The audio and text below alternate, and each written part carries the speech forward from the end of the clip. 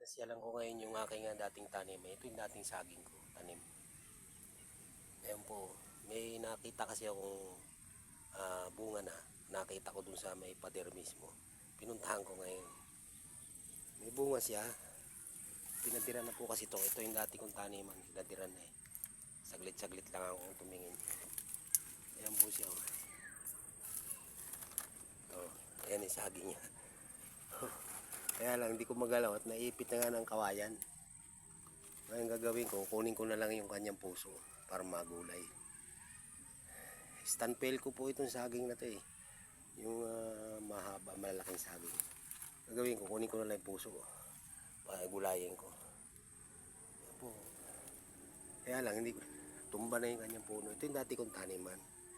Ngayon, puro inadalaw-dalaw ko na nga lang para ako kung may bunga, ay mapakinabangan. Ito nga, nakita ko at may saging.